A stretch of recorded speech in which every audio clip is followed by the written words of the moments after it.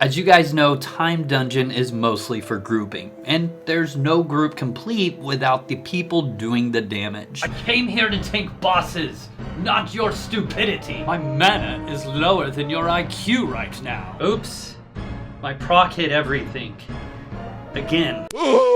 Today we're going to go over a video that is a template made by Skratts. Now Skratts is a very strong damage dealer that also has some tanking abilities as well. The great thing about this template is that it works really well in normal dungeons too. So with that, my friends, grab your crossbow and grab your shield and let's talk about it.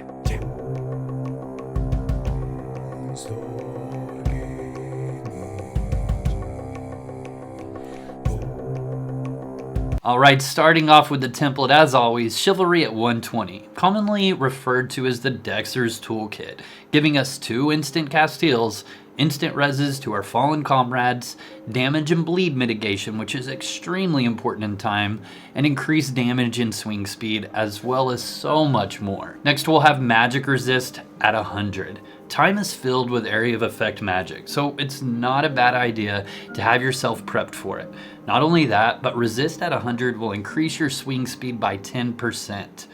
Tactics at 100. Now, we won't do much damage without it, obviously, so we gotta have it. Anatomy at 80. Increased damage, increased healing ability, increased finisher chance, increased swing speed by 4%. 80 is also required for the healing codex, which we will touch more on shortly. Arms Lore at 80. Again, increase swing speed by yet another 4%. This helps from durability loss, which if no one in your party can repair, is actually very helpful. This also grants us the disarm ability for increased damage. This gives us more of a chance for hinders, which hindering targets is key in Time Dungeon.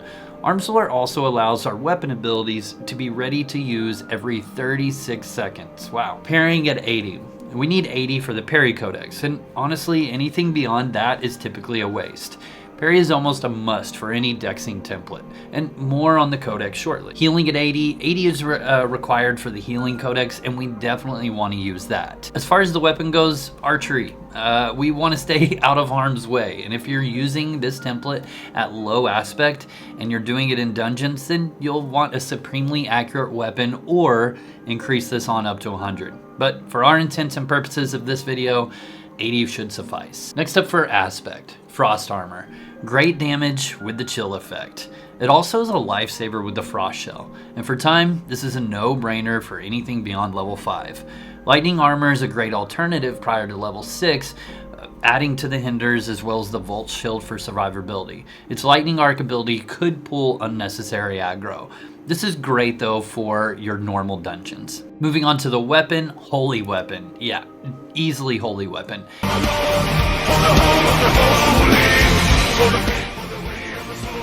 That Holy Shield is great if you're in a group as it protects everyone within 12 tiles. If you're not in time, feel free to use something else. Although Holy is still a great choice, especially for bosses, omnis, things like that. Moving on to the Archery Codex, Long Shot. Time has lots and lots of AoEs and random casts. Being at max range is typically the play. Long Shot gives us the ability to be further than normal, thus keeping us out of harm's way. For the finisher, it can vary based on the situation. Ricochet if you're not afraid to pull more monsters, or Pincushion for single targets. Weapon ability, Repeater. Pew, pew, pew! It's like a mini pincushion usable every 36 seconds with the current Arms Lore. As far as the Parry Codex, as always, it's situational. Typically it's between Warding and Mirror. Warding prior to 6 and Mirror in 6, 7, and 8. You aren't standing still long enough to make Bulwark worth any effort, and otherwise Shield Bash is great outside of time.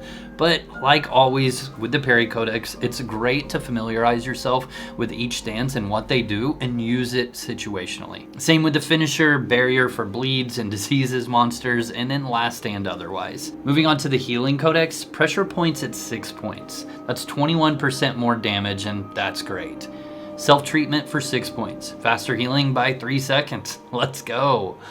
Overheal for 3 points. This gives us a healing over time after our bandage finishes for 20% of the damage healed. Next is Specialist for 3 points. This increases bandage healing by 20%. Combat Medic for 1 point.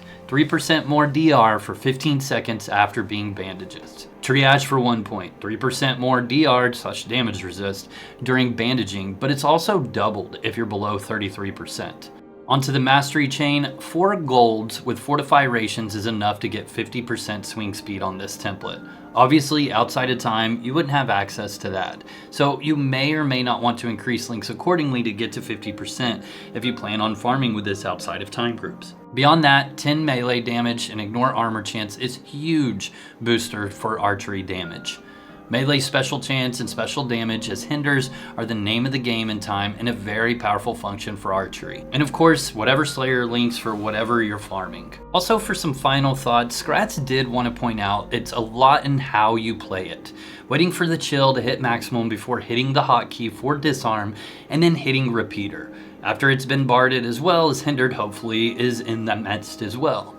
Not wasting repeater and disarm on targets that have high armor and saving them for things that have lower armor is a must. It can be a difference of 10,000 damage to maybe 100 something. Skratts, thanks again for sharing with me your template and some of your thoughts on the template itself. Really appreciate you and the amazing powerhouse damage that you bring to our time groups. I've said it before, I've said it on streams, and I've said it in videos, guys. Time Dungeon is the most fun I've personally had in any version of Ultima Online out. I really like the group camaraderie, the different quests, and just overall the difficulty that Time Dungeon brings. One other thing that I like is that these templates are usable both in Time Dungeon as well as outside of Time Dungeon.